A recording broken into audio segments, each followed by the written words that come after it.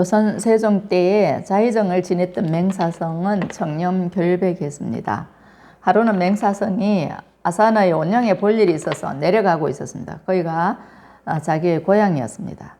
그 소식을 들은 경기도 현감이 가는 길에 그들의 고을 근처를 지나간다는 것을 알고서 맹사성에게 잘 보이기 위해서 마중을 나와 기다렸습니다. 두 현감이 하인들에게 길을 닦아서 청소하게 하고 아무도 그 길을 지나가지 못하도록 감시를 하게 했습니다. 그런데 한참이 지나도 아무런 소식이 없어서 두 현감은 초조해지기 시작했습니다. 포졸들을 불러서 아직도 소식이 없느냐고 물어보았지만 아직 소식이 없다는 것이었어요. 높으신 분의 행차라서 늦어지나 보다 이렇게 생각을 했는데 영 재상이 지나갈 기미가 보이지를 않았어요. 그런데 얼마 후 큰 길에서 소란스러운 소리가 들리기 시작했습니다. 허름한 옷을 입고 소를 탄 노인이 길에 들어서자 지키고 있던 포졸이 다른 길로 돌아서 가라고 화를 냈습니다. 그래서 노인이 금방 지나갈 것이니 가게 해달라고 했어요. 포졸은 노인과 실랑이가 길어지자 화가 나서 노인을 잡아 끌고 두 현감에게 데리고 갔어요. 이 노인이 돌아가라고 화를 내도 꼼짝하지 않습니다 라고 했습니다. 소란한 상황에 두 현감이 궁금해서 노인에게 물었습니다. 어떤 사람이길래 맹정승이 오실 길을 지나가려 하느냐. 그렇게 다그친 뒤에 데려온 노인의 얼굴을 바라보니 바로 맹사성 정승이었습니다. 두 현감이 아이고 일이 잘못되었구나. 정승나리에게 큰 실수를 했으니 어쩐담 생각하면 넙죽 엎드려서 절을 했다는 이야기가 있습니다. 이 외에도 맹사성에 대한 이야기는 많이 있습니다.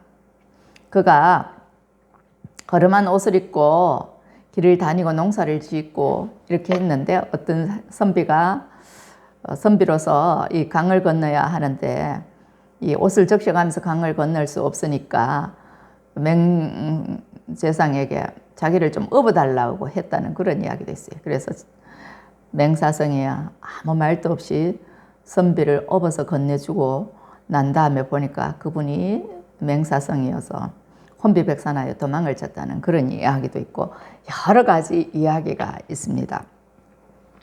맹사성은요, 재상으로서 자기가 누리고 또 행세할 수 있는 그런 권한이나 힘을 사용하지 않았습니다. 절제하면서 아주 청렴하고 결백하게 살았습니다.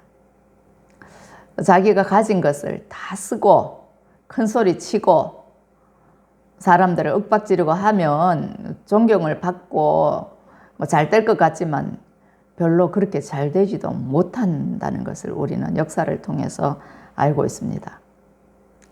맹사성처럼 우리가 뜻밖에도 자신을 감추려 하고 자신의 실력이나 권세를 다 사용하지 않으려고 은근히 숨기는 이들이 많이 있습니다. 그런 분들을 통해서 오히려 역사가 이루어지고 큰 일이 행하여지는 것을 우리는 자주 볼 수 있는데요.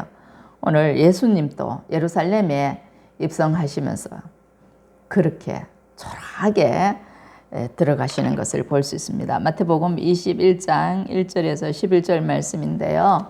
이제 예수님은 공생의 3년의 마지막 일주일간을 보내시려고 예루살렘으로 들어가시는 중입니다.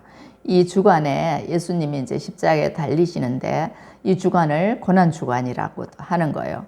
예수님이 그동안 3년 동안 제자를 양육하시고 많은 사람들에게 자신의 메시아 되심을 나타내 보이시고 이제는 공공연하게 예루살렘으로 들어가셔서 십자가를 지려고 가시는 거예요.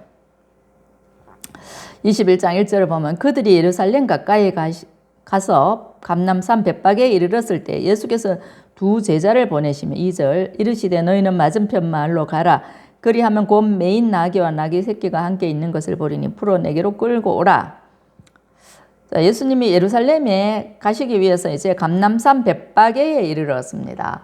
감람산은요, 감람나무, 올리브나무가 많다고 하여 붙여진 산 이름인데 예수님은 이 산에서 아주 중요한 일들을 많이 하셨습니다. 십자가를 지시기 전에 이 산에서 기도하시다가 대제사장과 종교 지도자들 일당들에게 체포가 되시고 십자가를 지시게 되는데요. 이것은 이미 구약에서 예언된 내용입니다. 스가랴 선지자는요, 주가 이 감람산에 설 것이라고 그렇게 기록을 하고 예언을 했댔습니다. 스가랴서 14장 4절에서 여호와의 발이 예루살렘 앞 곧 동편 감람산에 설 것이라고 예언을 했죠. 정말 예수님은 이 감람산에서 기름을 짜내시듯이 땀과 피를 흘리면서 간절하게 기도하셨어요. 그리고 부활하신 후에도 감람산에서 승천을 하셨습니다. 그만큼 감람산은 예수님과 뗄래야 뗄 수 없는 깊은 연관이 있는 장소입니다. 예루살렘 동편에 위치한 해발 800m 높이의 산입니다. 제가 이 성지순례를 갔다가 감람산에 가보았습니다. 정말 그 올리브 나무들이 있었어요. 예수님께서 그 가운데 어느 바위 사이나 바위에서 기도하셨을 것으로 예상이 됩니다. 그곳에서 이제 예수님이 맞은편 마을로 두 제자를 보내시는 거예요. 그들이 할 일이 무엇인가 하면 곧 메인 나귀와 나귀 새끼가 함께 있을 것인데 그것을 풀어서 주님께로 끌고 오라는 말씀입니다. 주님이 이제 예루살렘에 들어가실 텐데 나귀를 타고 들어가신다는 거예요. 세상의 왕들이 이제 수도에 입성할 때는요, 말이라든가 뭐 거창한 행렬을 이루어서 의리의리하게 호화롭게 입성을 하죠. 개선 장군들도 그렇고요. 막 백마나 멋진 말들을 타고 군악대에 따르는 무리들 뭐 나팔 불면서 대단하게 깃발을 날리면서 들어갑니다. 또 왕의 행차도 그렇습니다. 그렇게 수도에 입성할 때는 아주 그럴듯한 명분이 있어야 하고 또 아주 질서정연한 계획과 또 환호하는 사람들이 있기 마련입니다. 지금 예수님이 가시는 길은요, 십자가의 길이고 고난의 길인데 사람들은 아직까지 모르는 거예요. 예수님께서 3번이나 십자가의 순환 예고를 하셨지만 제자들도 모르고 사람들도 그걸 알지 못했어요. 그래서 예수님이 시키시는 대로 두 제자가 가는데 혹시나 주인이 뭐라고 이의를 제기하거든 주가 서시겠다 하라. 그리하면 즉시 보내리라. 이렇게 말씀하십니다. 뭐 예수님이 지금 정치적인 메시아로서 기대를 한 몸에 받고 이제 곧 주의 나라가 이루어질 것이라고 생각하는 사람들이 많습니다. 그래서 제자들도 지금 따라가고 있고 예수님이 들어가실 때 군중들도 호산나 하면서 종려나무 가지를 꺾어서 들고 예수님을 찬양하는 것을 볼 수 있어요. 아마 나귀 주인도 그런 사실을 들어서 알고 있을 터인데 만약에 그 사람이 뭐라고 이의를 제기하거든 주가 서시겠다 하라. 그리하면 즉시 보내리라. 이렇게 주님이 말씀하셨어요. 이것은 당시에 예수님의 영향력이 얼마나 컸는가, 사람들이 예수님께 대한 기대가 얼마나 컸는가를 짐작하게 해주는 말씀이에요.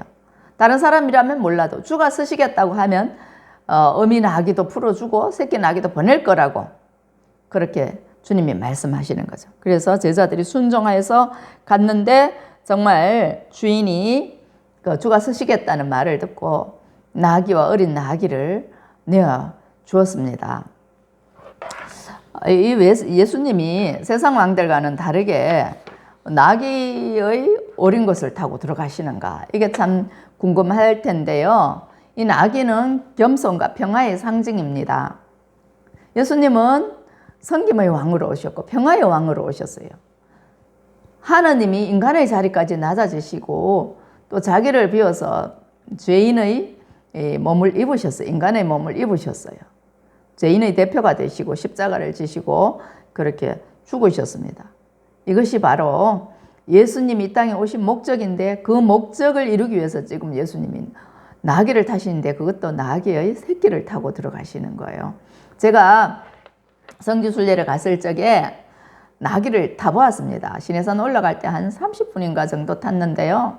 나귀가 무릎을 꿇고 엎드려 있을 때 이제 나귀 등에 올라가는데 나귀가 아니 나귀가 아니고 낙타를 타봤습니다. 낙타가 엎드려 있을 때 낙타 등에 올라가는데 그 낙타가 언제 일어설지 모르는 거예요. 근데 낙타가 좀 빨리 일어나더라고요. 이 고삐를 바로 잡지 않으면, 중심을 잡지 않으면 잘못하면 떨어질 위험이 있어요. 그래서 놀라면서 이렇게 고삐를 잡고 갔던 기억이 있어요. 나귀를 타니까 편하긴 편합니다. 좀 높아서 떨어질까 하는 위험도 있어요. 그리고 다른 곳에 갔을 때 코끼리도 타본 적이 있습니다. 코끼리는 덩치가 크고 되게 높아요. 코끼리를 탔을 때도 와, 떨어질까 하는 염려가 있었습니다. 그런데 제가 나귀는 타보지는 못했어요. 나귀는요, 어린 나귀가 이집트에선가 보았는데 이 양쪽 옆구리에 물통을 2개를 매달아서 가는 것을 봤어요. 한쪽에 하나씩, 양쪽에 이제 물통을 매달고 가는데 어린 나귀였는데 그 물통 2개를 지고 가니까 걔가 나름대로 얼마나 힘이 들었겠습니까? 이렇게 고대에서는 나귀가 운송의 수단으로 아주 중요하게 사용이 되었는데, 민수기를 보면요, 메소포타미아의 술사인 발람이 모압왕의 사주를 받고 이스라엘을 저주하려 할 때 나귀를 타고 왔다는 기록이 민수기 25장쯤인가 있습니다. 그때 나귀가 하나님의 사자 천사를 보고 길을 가다가 벽에 기대 멈춰섰더니 발람이 채찍으로 나귀를 때려서 나귀가 입을 열어서 말을 한 그런 기록도 있어요. 이것을 보면 나귀가 사람을 태워가기도 했다는 것을 우리가 알 수 있어요. 제가 검색을 해보니까 나귀가 2종류가 있다고 그래요. 몸집이 큰 것도 있고 어린 것도 있는데 2종류가 있어서 아마도 몸집이 큰 것은 사람을 태워 다니기도 했나 봅니다. 제가 본 그 나귀는 어린 것이었는데 물동이를 2개나 치고 가서 그 산 위로 올라가더라고요. 그래서 참 힘들겠다 이런 생각을 했거든요. 예수님께서 바로 그 나귀처럼 우리의 그 무거운 짐을 지시고 십자가로 가시는 길이었어요. 그러기 위해서 그 겸손과 평화를 상징하는 나귀를 타셨는데 사람들은 그걸 모르고 이제 마침내 예수님이 예루살렘에 입성하시는구나. 그러면 이제 곧 주의 나라가 완성될 것이고, 그러면 제자들은 한자리를 할 것이고, 또 나귀 주인 또 나귀를 내어줌으로써 예수님께 어쩌면 이보다 더 큰 상을 선물로 받을지도 몰라 하는 기대도 있었을지 모릅니다. 이건 저희 추측입니다. 그런데 실상은요, 그 주인이 내주든 내주지 않든 예수님이 만유의 주인이십니다. 우리 모든 사람의 주인이시고 모든 만물의 주인이 예수님이십니다. 이 말씀에는요, 그런 뜻도 들어가 있는 거예요. 누가 무슨 말을 하거든 주가 쓰시겠다 하라. 세상 만물이 주님께로부터 왔기 때문에 주님이 쓰시는 것 당연한 거예요. 로마서 11장 36절 보면 이는 만물이 주에게서 나오고 주로 말미암고 주에게로 돌아감이라. 그에게 영광이 세세에 있을지어다. 아멘. 그랬습니다.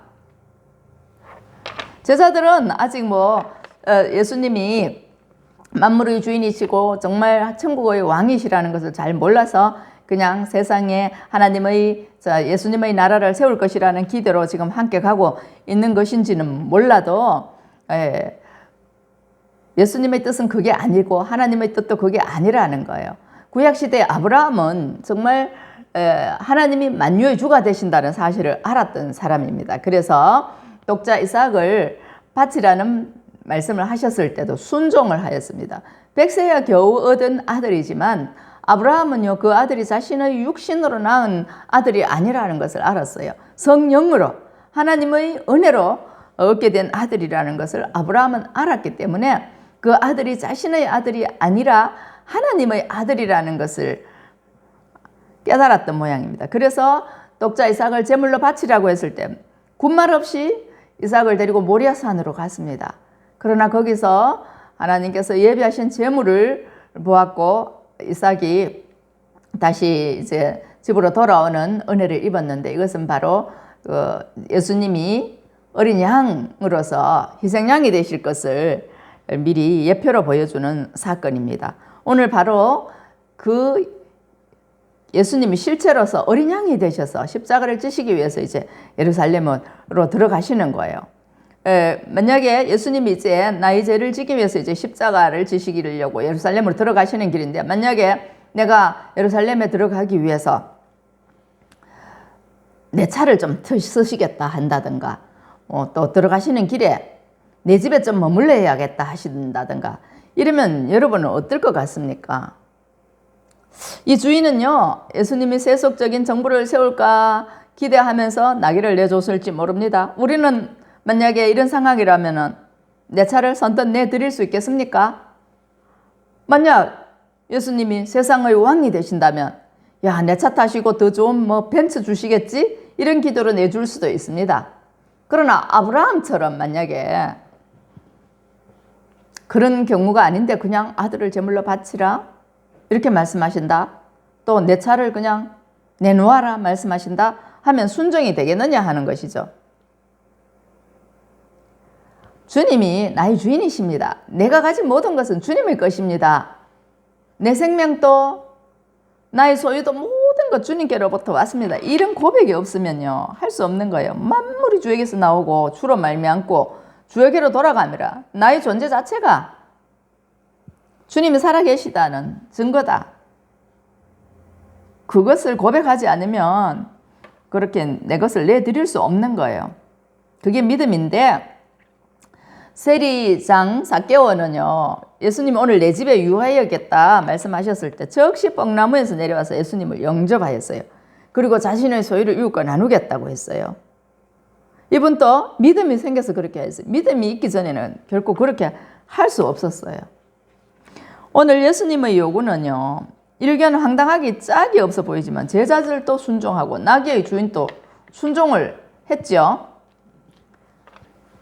이게 오해에서 비롯되었건 어떤 이유에서건 간에 그 순간만큼은 주님의 이제 주되심을 인정했다는 거예요.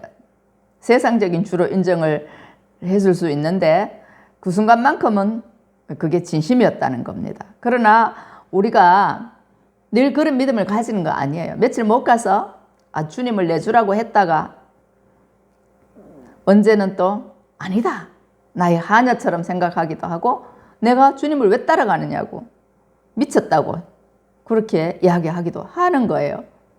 하나님의 절대 주권을 인정하는 듯 하다가 여지없이 무너지는 것이 오늘 우리의 믿음입니다. 근데 이것은요, 하나님께서 이미 구약시대부터 선지자를 통해서 말씀하신 거라고 4절에서 말씀하고 있어요. 이는 선지자를 통하여 하신 말씀을 이루려 하심이라. 일렀으되 시온 딸에게 이르기를 내 왕이 내게 임하나니 그는 겸손하여 나귀 곧 멍에 매는 짐승의 새끼를 탔도다 하라 하였느니라.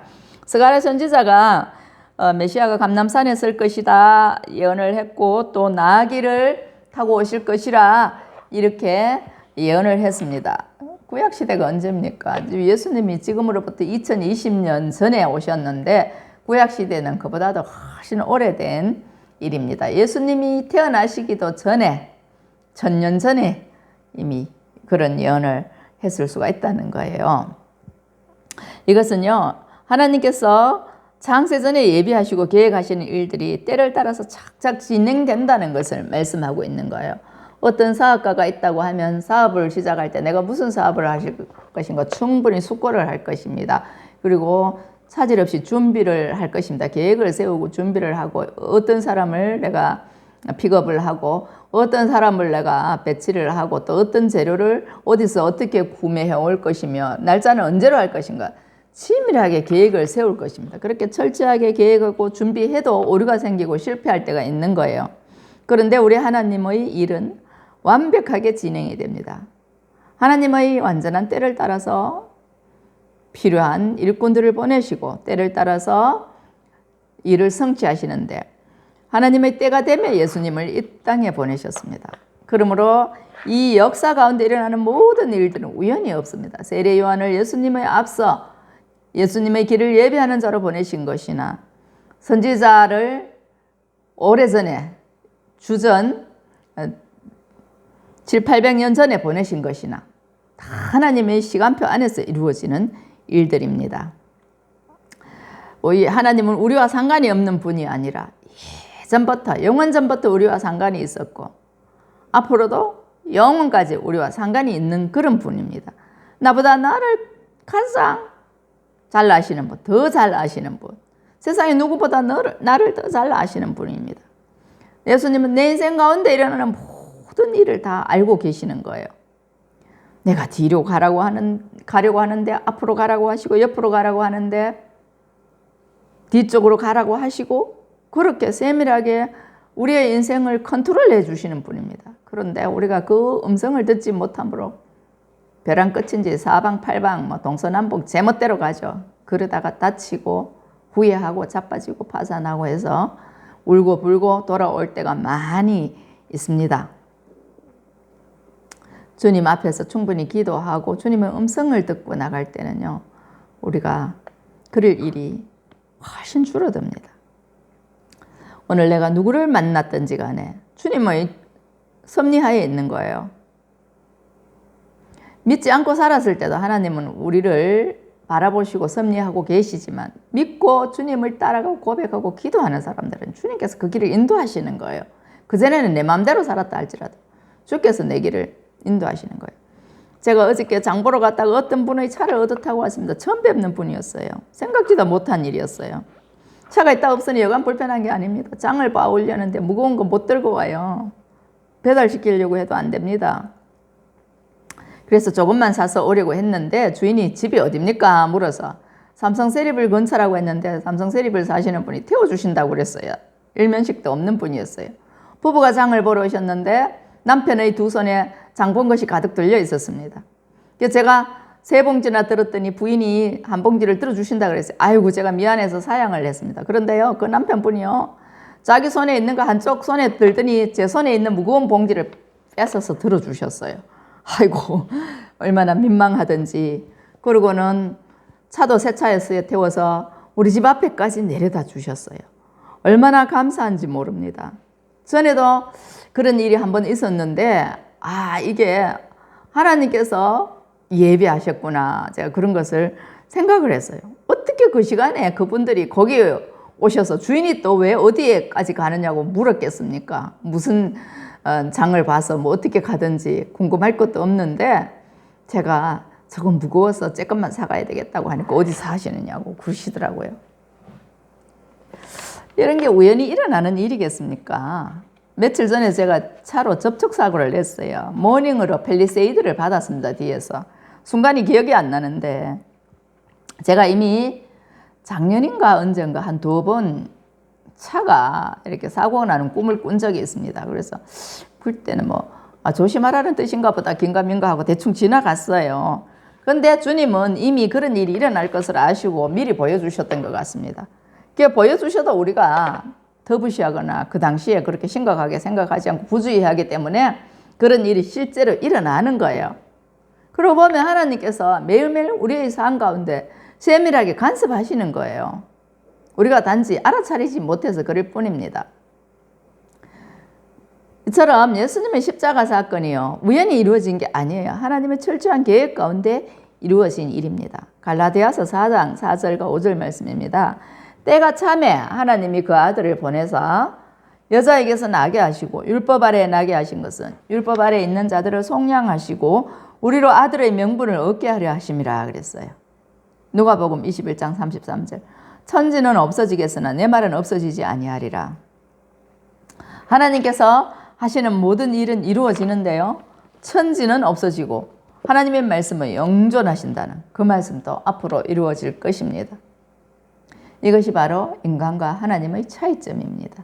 그런데 우리는 지금 또 내가 잘났다고, 내가 영원하다고 생각하고 내가 길이라고, 내가 생명이라고 생각하고 살아갑니다. 착각입니다. 내가 내 권세 휘둘러야 되고 알량한 자존심 내세워야 되고 많이 알지도 못하는 거 사람들에게 자랑해야 되고 화려해야 되고 돋보여야 되고, 그런 것이 우리의 마음입니다. 예수님은 그렇게 하지 않으셨어요. 겸손의 왕으로 오셔가지고 나귀 등에 사람들이 옷을 깔아 그 위에 올라가서 이제 타시고 예루살렘으로 들어가셨어요. 그런데 사람들은 정말 종려나무 가지를 꺾고 떠들썩하게 예수님을 환영을 했죠. 군중들은 모이면요 선동이 되는 그러한 경향이 있습니다. 이제 예수님이 정치적인 왕으로 예루살렘에 입성할 거라는 소문이 자자했기 때문에 그렇게 군중들도 종려가 나무 가지를 들고 환영을 했어요. 웬걸요? 며칠 지나면 이제 그들은요 냉랭해져서 예수님을 십자가에 못 박으라고 고함칠 사람들입니다. 이게 사람이라는 거예요. 시도 때도 없이 변합니다.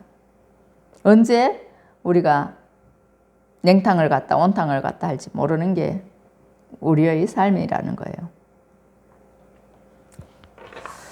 예수님은요 그 많은 군중들 사이로 얼마나 참 여러 가지 생각을 하면서 가셨겠습니까? 이제 순잔을 마셔야 되는데 사람들은 또 들썩하게 들떠있고 참 고독한 길을 많은 생각 가운데 가셨을 것이라고 사료됩니다. 우리가요 한 사람이 높아지기는 쉬워도 낮아지는 것은 정말 어렵습니다. 맹사성이라는 세상이 그렇게 낮아질 수 있었던 거 어떻게 가능했겠습니까? 자신도 그런 교훈을 받았겠죠. 그분에게는 뭐 어떤 스님이 가르침을 주었다고 하는데 기록을 제가 보았습니다. 이제 과거에 급제하고 난 다음에 어떤 스님을 찾아갔는데 스님이 뭐 착하게 살면 된다고 하셔서 그냥 일어서서 나오려고 했어요. 그런데 스님이 다시 잡아서 자리에 앉히면서 찻잔에 이제 차나 마시고 가라고 앉혔는데 찻잔에 차를 따르면서 철철 흘러 넘칠 때까지 따랐다는 거예요. 그리고 방바닥을 적시는데도 계속 따르어서 맹사성이 차가 흘러 넘치는데 왜 계속 따르고 계십니까? 했더니 스님이 하는 말이 자네의 지식이 넘쳐서 흐르는 것은 모르고 찻잔에 이게 차만 넘쳐서 물만 넘쳐서 흐르는 것은 아느냐 이런 식으로 이야기를 했다는 거예요. 그래서 맹사성이 부끄러워서 얼른 일어나서 나가려고 하다가 이번엔 또 문에 그 머리를 받았다고 합니다. 그래서 다시 한번 또 가르침을 받았다고 하는데 사람이 낮추면 걸릴 것이 없다 이런 말씀을 했다고 그래요.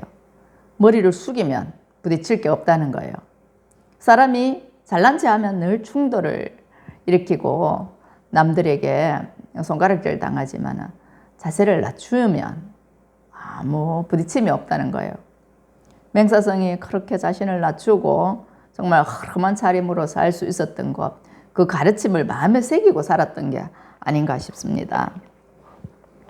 예수님은 정말 하나님의 본체시나 하나님과 동등됨을 취할 것으로 여기지 아니하시고 오히려 자기를 비워 종의 형체를 가지사 사람들과 같이 되셨고 사람의 모양으로 나타나서 자기를 낮추시고 죽기까지 복종하셨으니 그 십자가에 죽으십니다. 빌립보서 2장 6절에서 8절에 이렇게 기록하고 있어요. 그런데 그 안에 생명이 있고 길이 있는 거예요. 아무도 겉들떠 보지 않고 존경하지 않는 예수. 오늘 본문에서도 보면 11절에 무리가 이르되 갈릴리 나사렛에서 나온 선지자 예수라 하니라 이렇게 했는데 예수님이 들어가시는 행차가 하도 떠들썩하니까 10절에서 사람들이요 이는 누구냐 질문을 했어요. 예루살렘 온 성이 소동을 한 거예요. 그런데 나사렛에서 나온 선지자 예수라 하는 거예요.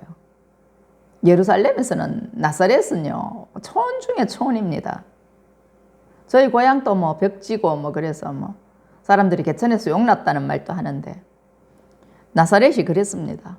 거기에 무슨 선한 것이 날 수 있느냐고 요한복음에서는 기록되어 있죠. 그 유대 사람들은 나사렛 예수를 잘 모르는 거예요. 근데 종려나무 가지를 흔들고 사람들이 환호를 하고 이러니까 누구냐? 이 질문은 복음서에 계속해서 나타나는 물음입니다. 갈릴리 나사렛에서 나온 선지자 예수라 하니라. 뭐 별 볼 일 없다. 그렇게 생각을 했고요. 이사야서 53장에서 보면요. 고운 모양도 없고 풍채도 없다 그랬어요.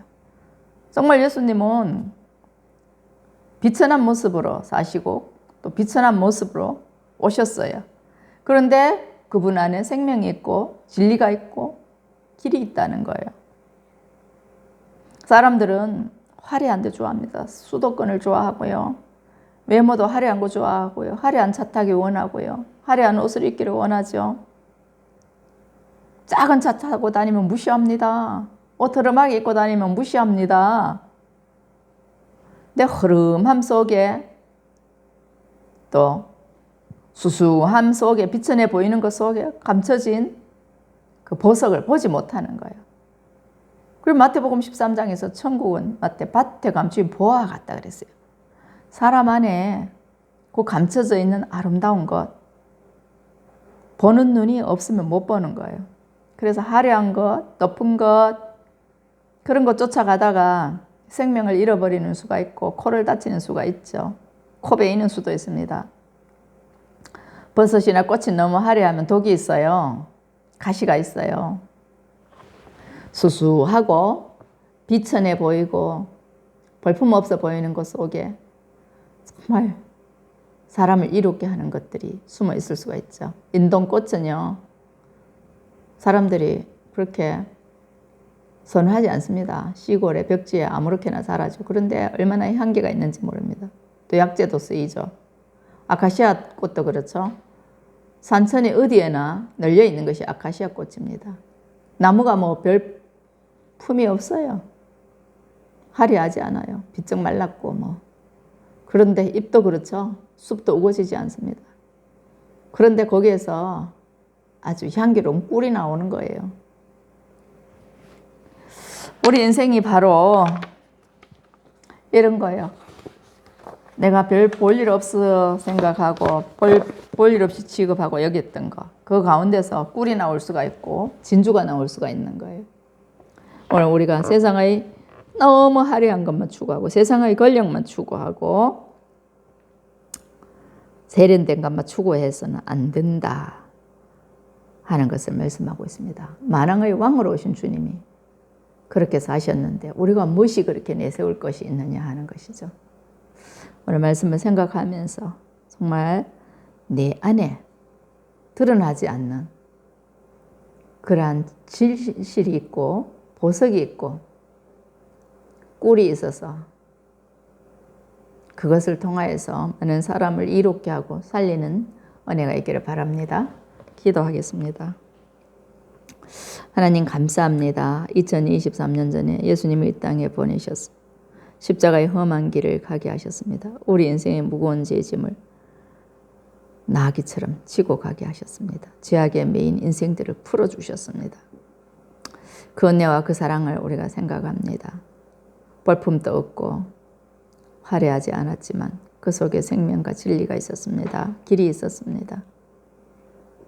하나님, 원하옵기는 우리가 정말 세상의 높은 것, 화려한 것, 세련된 것, 빛나는 것을 쫓아갈 것이 아니라 내 안에 계신 예수님, 나를 늘 생명의 길로 인도하시고 진리의 길로 인도하시는 그 주님을 따라가게 하여 주시옵소서. 우리 주 예수님의 이름으로 기도하옵나이다. 아멘.